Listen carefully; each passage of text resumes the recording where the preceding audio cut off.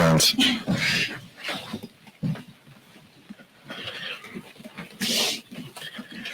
Good morning, good morning. We've hit 100 days of House Republicans in the majority, and the American people have very little to show for it. The steady progress we're making, jobs are up, inflation is cooling, and the cost of life-saving medications are down is a result of House Democrats working with the Biden-Harris administration. At the same time, the urgent challenges our country is facing have been made worse by Republican extremism. Congressman Morgan McGarvey is here today to talk with us about the horrific shooting in his community and why we cannot afford to let House Republicans continue to put guns over our kids. And Congresswoman Lizzie Fletcher and Pat Ryan are here to talk about the disastrous ruling in Texas that is another step toward a national abortion ban that Republicans have promised.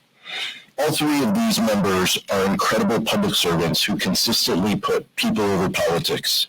House Democrats have a plan to address these two crises: pass common sense gun legislation and keep weapons of war off the streets and restore the rights that women have through the Women's Health Protection Act.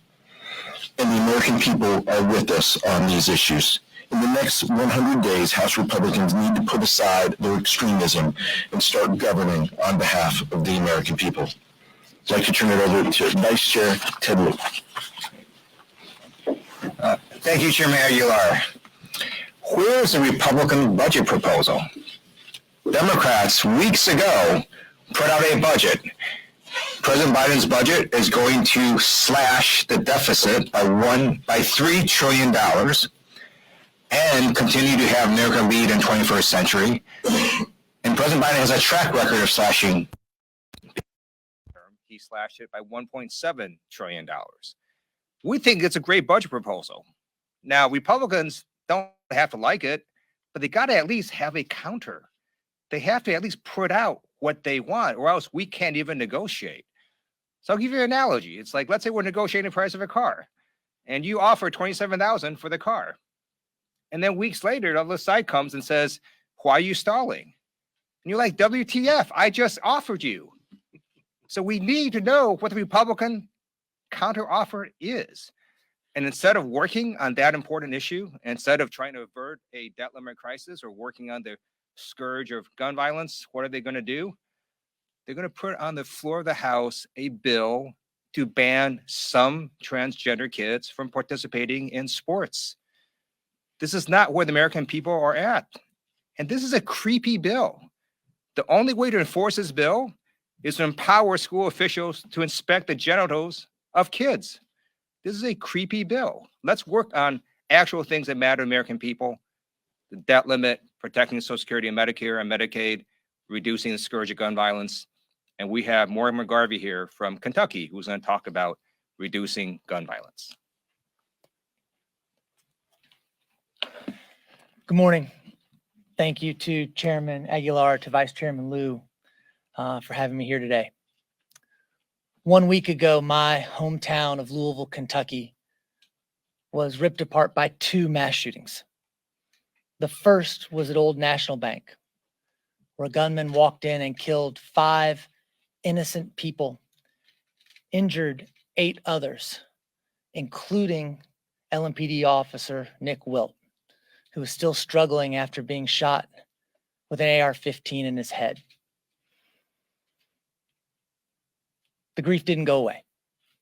Just a few days later, Louisville suffered its second mass shooting where 6 people were shot and 2 people were killed, including a 17-year-old boy in Chickasaw Park in Louisville. I am heartbroken for my community. We have lost moms, dads, children, spouses, friends, loved ones, our neighbors, to senseless acts of gun violence. Louisville is such a close-knit community. We are 1 degree of separation away from everybody. When we ask you what school you went to, we mean high school. I lost my good friend Tommy Elliott in the shooting at Old National Bank and knew several others who were shot or who miraculously managed to escape unharmed. There have been 160 mass shootings in 2023 alone. That is more mass shootings than there are days in this calendar year. We cannot accept this as normal. I was here in Washington, D.C. last Monday when news of the shooting broke. I happened to have my kids with me. I needed to get back to the district immediately, and so there was no sugarcoating it. And I said, I have to go. There's been a mass shooting. And all the color drained from my 5th grade daughter's face. And she looked at me and she said, oh no, which school? That shouldn't be the reaction from our children. And the next day at school, when my wife dropped her off, she looked back in the car and said, please be safe at work, Mommy. In what world is this normal? That we are dropping our kids off at school afraid for their safety, and they are afraid for ours. Last week, tearfully at a press conference, Dr. Jason Smith, the trauma surgeon at the University of Louisville, said, we are weary. We are weary from going out into the waiting room and telling someone their loved one isn't coming home and hearing the screams of mommy and daddy. We are doing nothing, and that's not working. Please help. We have to do more. Take my word for it. Take the word for it from the other members of Congress who have suffered the same thing in their communities, where their communities are grieving and their friends and families and neighbors are grieving. Enough is enough. We have to do more to keep our communities safe, and doing nothing isn't working. We must put public safety over guns. We must put kids over guns. We must put people over guns and act to keep all of our communities safe and to keep this from happening again. Thank you. Now I'll pass it off to my colleague and friend, Lizzie Fletcher from Texas.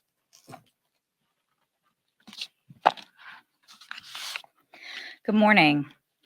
With the unprecedented order issued in the Northern District of Texas, my home state of Texas is once again at the epicenter of efforts to take away our freedom to make our own decisions about our bodies, our families, our futures, and to deprive us of access to services, information, and care that enable us to do that. The Fifth Circuit panel's partial stay order of the Northern District order reinforces the dubious legal arguments in the lower court's ruling and deeply flawed opinion. It undermines the FDA's drug approval process and limits access to mifepristone for too many Americans who need it. Now we await an emergency ruling from the Supreme Court, where the Department of Justice has taken action to defend the FDA's scientific judgment and to protect Americans' access to mifepristone and to safe and effective reproductive health care. The Supreme Court made the right decision to stay the prior court's rulings on Friday. The lower court rulings jeopardize the health, dignity, and freedom of women and families across the country in all 50 states. And that's why I am so glad to join my friend, Congressman Pat Ryan, in introducing the Protective Reproductive Freedom Act. Since mifepristone received FDA approval more than 20 years ago, women across America have used it for abortion care, including for miscarriage treatment. And it is used in more than half of all abortions in the states where abortion remains legal today. It is critical that we do everything we can to preserve and protect the FDA's authority to approve safe and effective medication in general, and this abortion medication in particular. The Protecting Reproductive Freedom Act expresses the sense of Congress that medication abortion was appropriately approved and is appropriately regulated by the FDA, and addresses the limitations reinstated by the court rulings requiring in-person dispensation of the medication. I want to thank Chair Aguilar and Vice Chair Liu for highlighting this important issue and this legislation, and I'm pleased to turn over the podium to Representative Ryan to tell you more about it.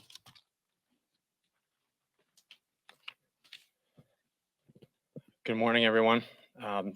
Thank you, Congressman Fletcher. Thanks to my colleagues. Thank you, Chair, for having us here.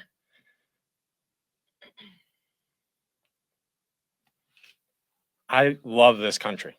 I risked my life for this country, for the core American freedoms and rights that all of our previous generations risked their lives for, rallied for, protested for. And it breaks, being here, hearing this, breaks my heart. As someone that loves this country, that rights are being ripped away, that kids are being killed. This is a core issue of freedom. And the Democrats are proudly, clearly, unequivocally standing for freedom, in particular, reproductive freedom. And it's now very clear, they used to try to be subtle about it, but it's now very clear that the far right is hell-bent on a national abortion ban. And this is a moment where all Americans should be outraged that after centuries of advancing and giving more rights to our fellow Americans, we have people trying to rip them away. I have faith in the American people. We've seen this now in election and referendum after referendum, from Kansas to a special election that I unexpectedly, to many, won in August in New York, to Mary Peltola in Alaska, to a few weeks ago in Wisconsin. The American people want freedom, particularly reproductive freedom. Women don't want to be told by a politician or a doctor what to do with their bodies and in their private healthcare decisions. So I'm proud to stand with my colleague, Congresswoman Fletcher, with all my Democratic colleagues, and say we are for reproductive freedom, and we are going to have to double down and triple down in this fight, because just a few days ago in Florida, an even more extreme ban was passed, and we know that other states are doing the same. So I want the American people to know we are with you, we hear you, and we're going to continue to fight to protect your rights and freedoms. And thank you for the opportunity to be here. Thank you, Representative Ryan. Questions? Thank you, Mr. Chair. And this is a question for you and Vice Chair Lou.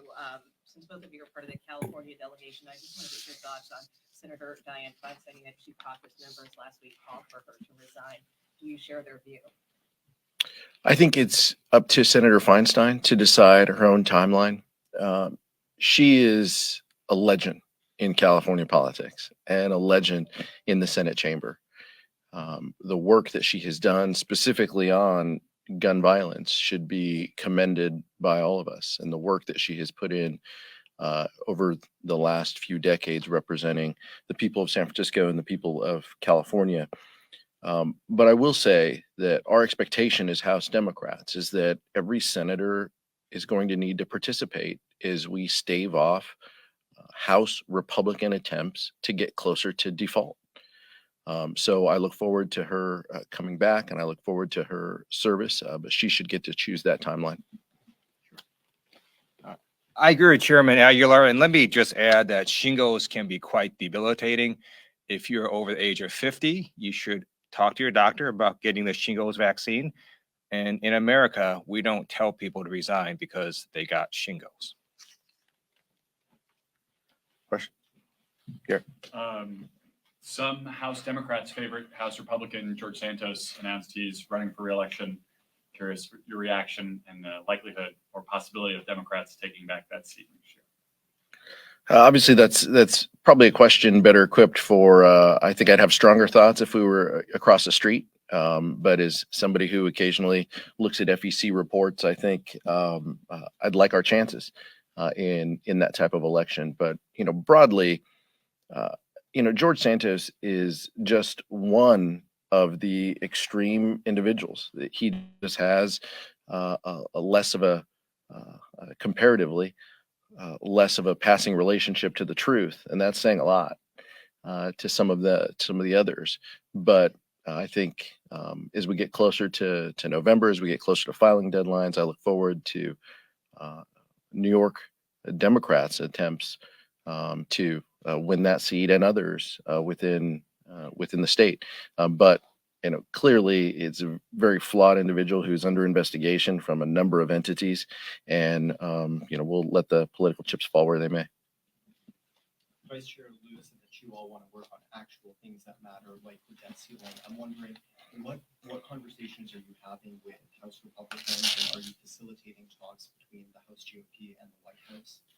We have our plan. We have our proposal. President Biden proposed a budget. We're happy to have conversations about deficits and about our annual spending. Those conversations are perfectly equipped to be discussed in the Budget Committee and in the Appropriations Committee. That's what we do every year. We talk about how much we're going to spend. We set top line numbers. We empower appropriators in the 12 bills to go through and have those bipartisan conversations. Bless you. And then we go over to then we send it over to the Senate. And then where there's a compromise or a disagreement, we weigh through that.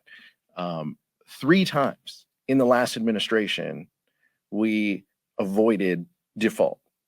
Democrats and Republicans, in a clean way, we had those bills. In the last administration, why is this any different? Why is it only different when a Democrat holds the White House that Republicans feel empowered to want to assault Social Security and Medicare and spending in a number of other areas? It's mind-boggling to me. So House Democrats stand ready and willing to engage and to have conversations in a bipartisan manner to stave off this crisis, this Republican manufactured crisis, when the time comes. Chad? Yes, thank you. Going back to Senator Feinstein and what you both just said a few minutes ago here, can you walk us through the mentality of members? We've seen a number of members get sick, have various health issues. Senator Fetterman was just out for a couple of months here.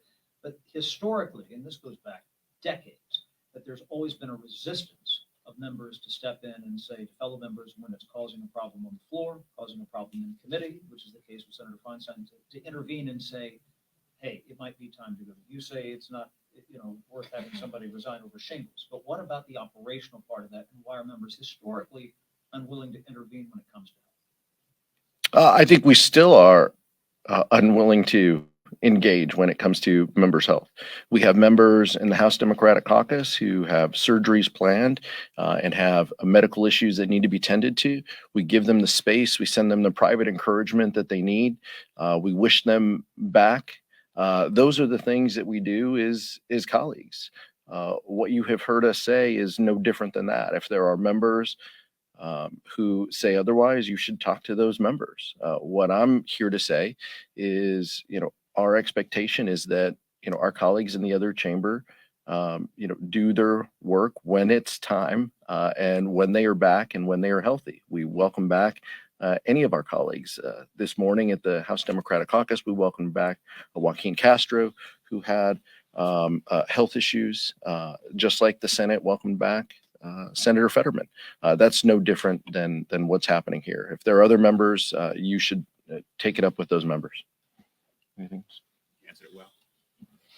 Back. Thank you.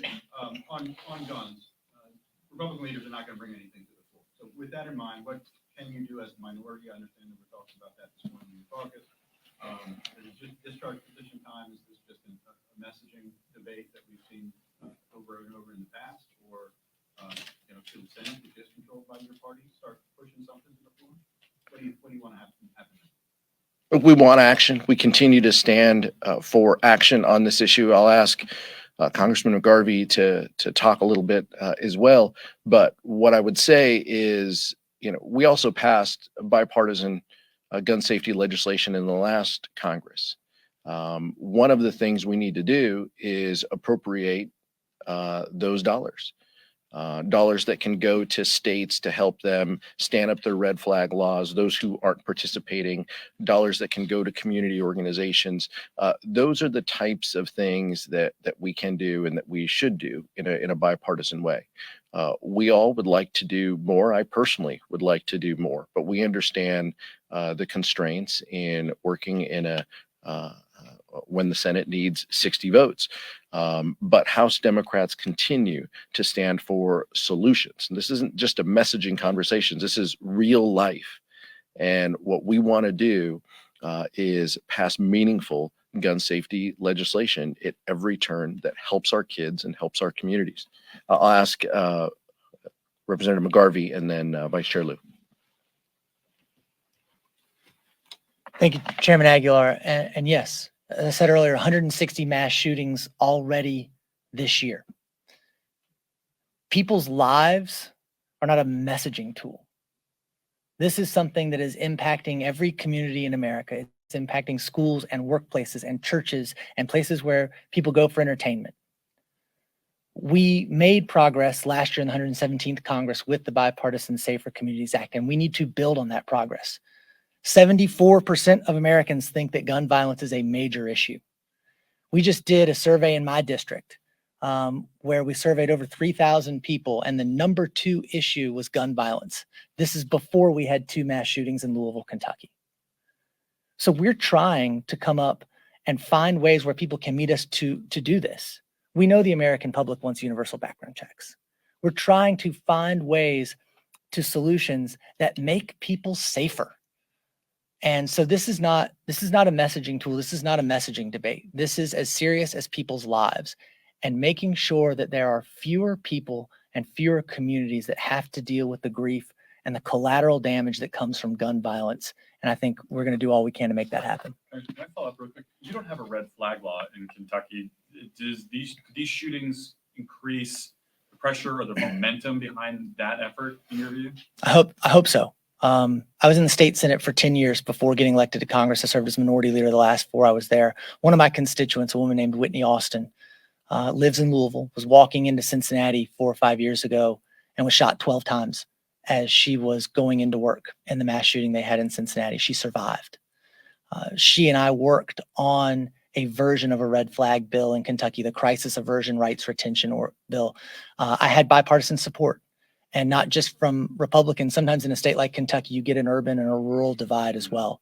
I had rural Republican support for this bill that would give law enforcement a tool to temporarily remove a firearm from someone who is an immediate threat to themselves or to others.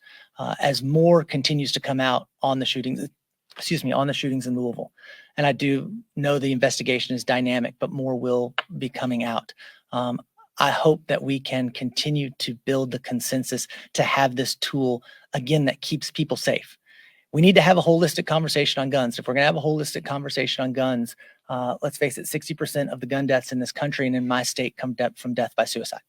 And this is an area where those laws have proven particularly effective. We've got to find consensus there. We have to have the Republicans coming in and willing to work with us on these solutions to these problems that we can solve. I echo again the words of the trauma surgeon in Louisville. We're doing nothing, and that's not working. And we need them to come to the table and help us pass these laws that will keep people safe. Vice Chairman Lou. I think it's instructive to see what the Republicans did the day after the Covenant School shooting. So the Biden administration has a regulation banning basically pistol braces that make AR-15s more lethal and other guns more lethal. And the Republicans had a markup on the bill that was going to reverse this and basically make it easier for people to get pistol braces. So they canceled that markup the day after the shooting. But why would they do that? Because they believe that giving more guns and making them more lethal makes America safer. They would have held this markup and defended their position. They would have said, give us more AR-15s, more pistol braces, more guns. That will make everybody safer. They would have held that markup, but they canceled it. They ran because they knew that their philosophy is the wrong one, because it clearly has not worked. We need to do something. So House Republicans have put a bill on the floor this week banning transgender women from participating in women's sports in school. You've seen a record number of bills in state houses rolling back transgender rights. How do you think this issue is going to play when voters go to the polls next year? And will House Democrats have a bill codifying transgender rights for women in sports as part of the plan? Well, let's talk about what this bill does. I mean, this is Republican culture wars going into our classrooms from Washington, D.C. There are already rules and there are already organizations who are taking the lead on this. The NCAA, the International Olympic Committee, both have guidelines and rules for participating in sports. This is about banning kids from playing sports. And as Vice Chair Lou said, ask our Republican colleagues how you're going to determine that. How are they going to inspect that? A lot of us up here, all of us up here have kids. A lot of them played sports. What are they comfortable doing? Are they comfortable, are Republicans advocating for coaches to inspect young women?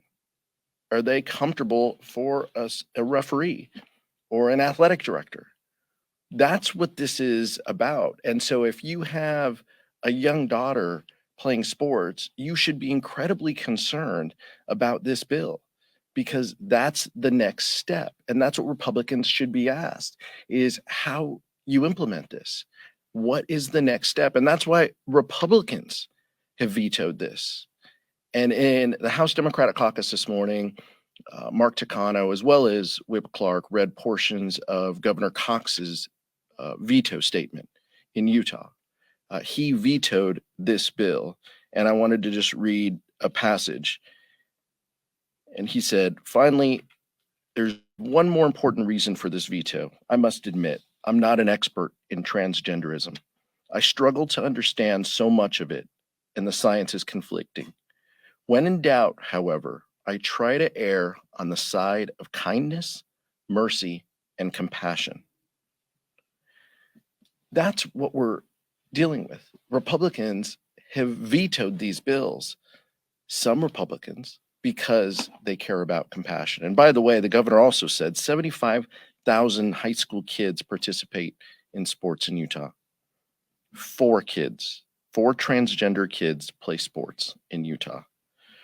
1 transgender student playing girls sports. That's what this is about. This is a continuation of culture wars. They wanted to ban abortion care, ban books, and now ban kids playing sports. Next question. Quick follow-up on the debt ceiling. Where are you guys on the concept of a debt ceiling increase that is nothing, that has anything, big, small, and you're not going to negotiate with me? And I don't want to negotiate it. But where are you? Could Democrats support, in theory, a debt ceiling increase that has something else on it? We are always willing to have conversations with our Republican colleagues. And like I said, when it comes to debts and deficits and spending, we're happy to have those conversations. In the budget committee, if Republicans choose to put up a budget blueprint or a budget, which we hear may not happen, I don't know. I learned some of that information from you all. If Republicans want to put up a budget, we're happy to look at that. If Republicans want to put top line bills up and talk about our appropriations process, we're happy to engage in those efforts as we have in the past. When it comes to the full faith and credit of the United States and paying our bills, those are separate conversations. The United States should stand for, and always has stood for, paying our bills. I think the American public realize that. I look forward to our Republican colleagues hopefully getting to that realization. We'll see. Speaker McCarthy says he has the votes for this, so we'll see what Republicans can put up and what they can pass. Thank you guys so much. You want to take one more? Go ahead. Yeah, sir. On the budget one more time, you keep asking for Republicans to release their budget, but President Biden missed his statutory deadline to release a budget. Did that set a bad precedent? No, not at all. The president put together a budget. He submitted it. It is frequently late. I think presidents of both parties have frequently missed those dates, just like the date mentioned for April 15th for Republicans. If they want to say that they're going to put a budget out May 1, we welcome that as well. I'm not certain that that's what I'm hearing. But you can tell us what you're hearing. We would appreciate if Republicans put forward a plan like they said they would, but that's not within our caucus. That's within their conference. Thank you so much.